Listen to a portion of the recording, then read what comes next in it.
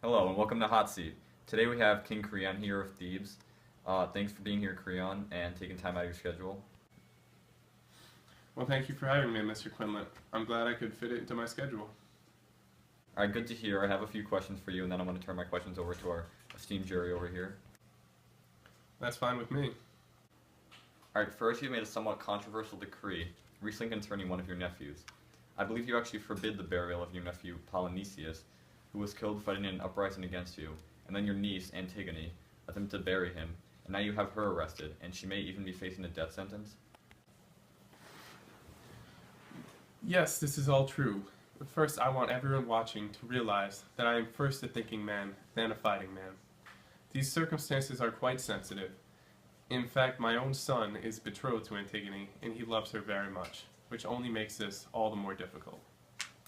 But my feelings and my son's feelings aside, Antigone broke a royal decree, and she must now face the consequences, regardless of who she is.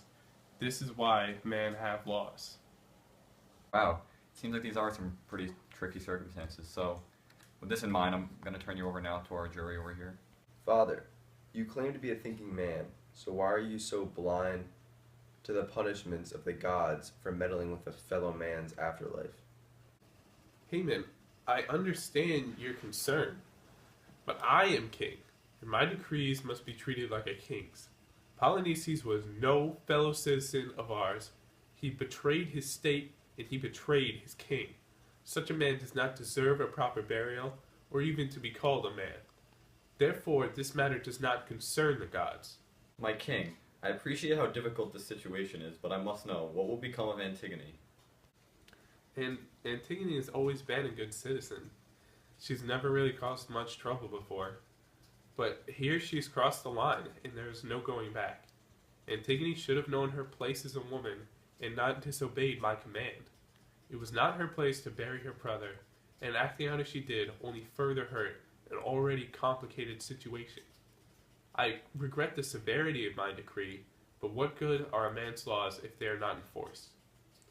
Before Antigone buried Polynesius, she was fully aware of my decree that he was not to be buried. Despite my decree, she buried him anyway, so now she will face the consequence of death. Isn't Antigone just following moral law? How can you punish someone for following their own moral conscience? I agree with you. Antigone was following her moral code. But that code clearly wasn't man's law, and she cannot escape the consequences of man's law under the pretense of just following her own conscience. The course of action she should have taken should have been more like her sister Ismene's. Ismene simply obeyed my laws and did not try to bury her brother Polynesius. Had Antigone just been more like her sister and not taken the action she did, she would not be facing a death sentence. Well, I'm afraid that's all the time we have. Thank you very much, Creon, for coming on our show and clearing up these issues. I only wish we had more time. Thank you for the opportunity to explain this situation. Introducing our all-new Citizen of Thebes Handbook. Never get caught on the wrong side of the law again. Our all-new updated guide has every code and every law in the Kingdom of Thebes. Now you can follow the law and be an honest citizen wherever you go. Do you ever find yourself questioning what's right and what's wrong according to our country's laws? With this new handbook, you'll always know for sure. If any of these describes you, then this handbook is perfect for you. Make sure to get yours today. Welcome to Hot Seat. I'm your host, Kevin, and today we have a very special guest, Oedipus, the former king of Thebes, who has requested today to be filmed from his eyes down because of recent complications. No problem, Kevin. It's my pleasure to be here today. So today I'll start off by asking you a few questions, and then I'll turn the discussion over to my jury over here. Sounds interesting. So Oedipus, how did you solve the riddle of the Sphinx? Like, did you have to spend a long while trying to solve the riddle, or did it somehow come to you naturally? When the Sphinx told me the riddle, I thought about it for a while, hoping that an answer would come to my mind, but none came. I then decided to go through every creature that I knew of to come up with the answer, starting with the human being, the creature that I am. At first, I didn't believe it could be the human being, but then, after going through all the other creatures, realized that the human being was the only possible answer. Very interesting. After you solved this riddle, did you start to gain pride in yourself and believe that you had the ability to rule over the kingdom of Thebes? Yes, after I solved the riddle, I knew that I had all the confidence in the world and felt that I was best fit to rule over the great kingdom of Thebes. One of your first duties as king was figuring out who was the murderer of King Laius, who turns out to be your father. As you were going through the process of figuring out the murderer, did you have any inkling to the fact that you might have been his murderer? I didn't realize until far into the investigation, after the shepherd kept hinting at my terrible fate of me marrying my mother and killing my father. I had no idea up until this point that I was the murderer, and it surprised me greatly. Unfortunately, it was my own willingness to ignore the truth that caused my downfall. I'm now going to turn the questions over to my jury. Okay. It's I, Theseus, king of Athens. I have the desire to know what exactly it felt like when you realized all these terrible things that you've done, such as marrying your mother and realizing that you murdered your father. Naturally, I was incredibly angry and full of guilt. I could no longer bear the sight of the world I created, and so I decided to take my own eyes. Finding this out was probably the worst thing that has ever happened to me, and I was devastated for a long time afterwards. Oedipus, I understand that you have 4 children. What is their role in your life? Do they play a positive or a negative role? Yes, I have 2 sons and 2 daughters.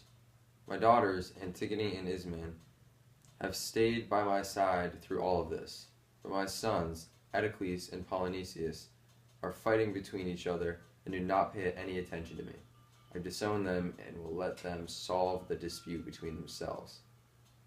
That sounds troubling. Alright, I think that's all the time we have for today, Oedipus. Thanks for being on Hot Seat. It's no problem. It was a pleasure being here. Now, if you'll excuse me, I must go tend to my empty eye sockets. Do you have trouble sleeping at night? Do you feel like you murdered your chance to get a good night's sleep? Well, worry no more.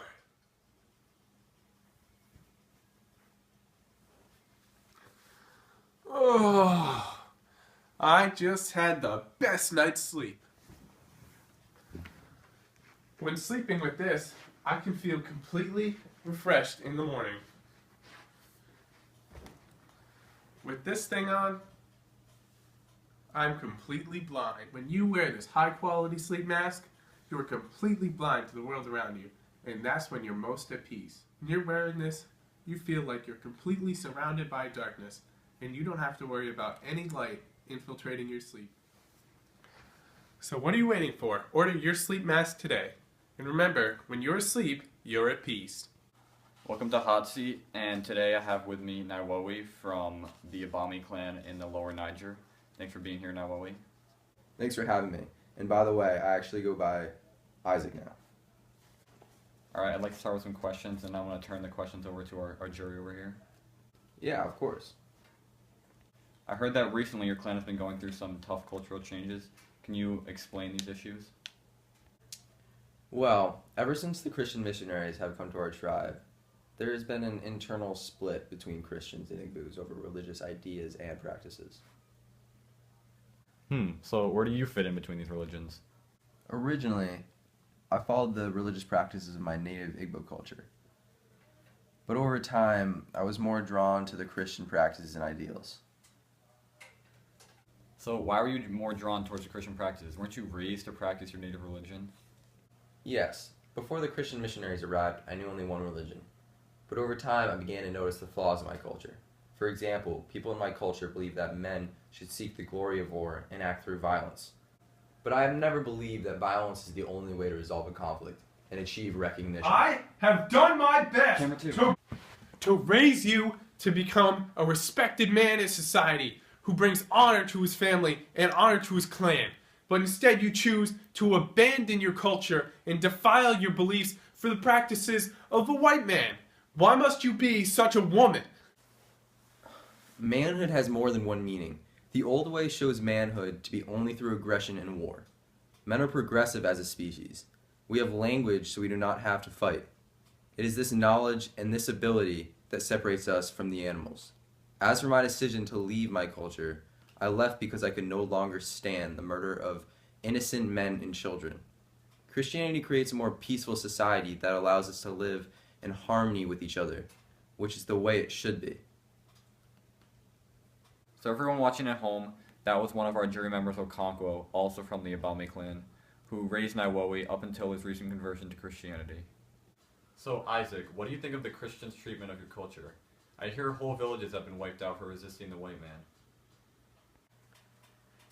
The white men are doing what they can to stop the savagery that has occurred in the Abame culture for too long.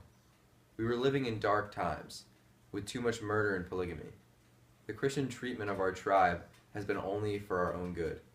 They have done nothing to harm us.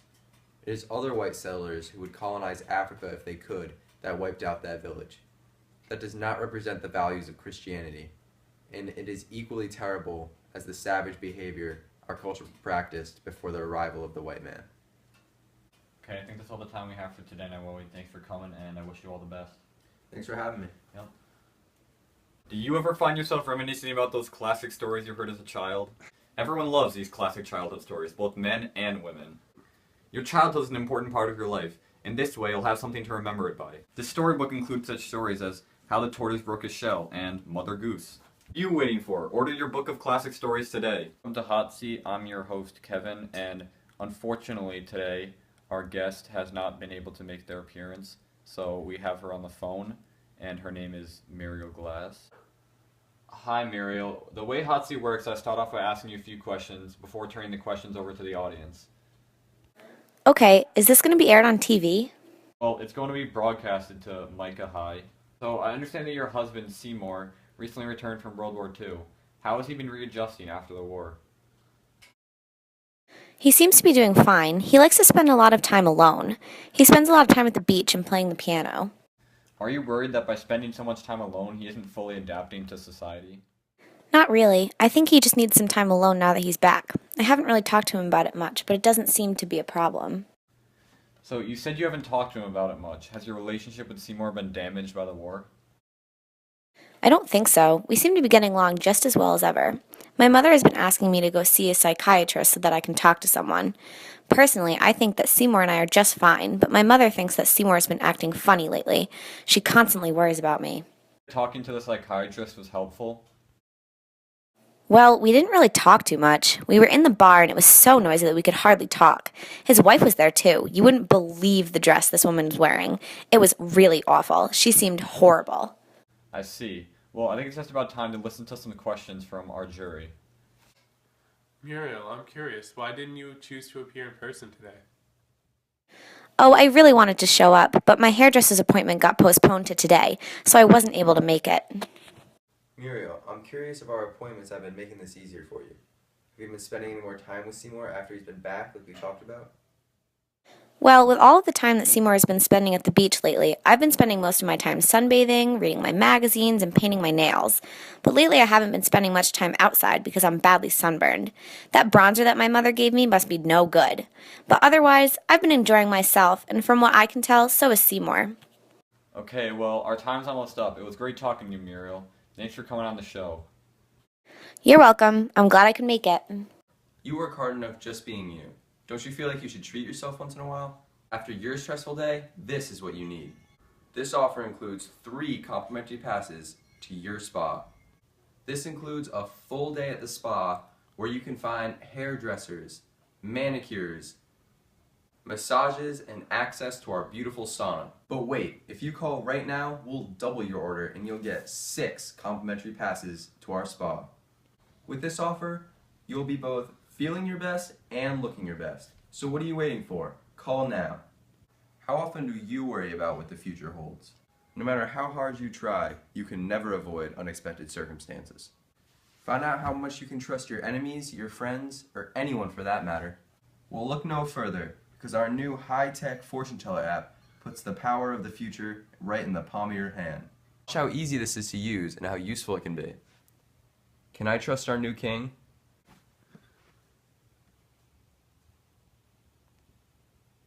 I can't really. Never let fate catch you off guard again. Get your high-quality fortune teller app today.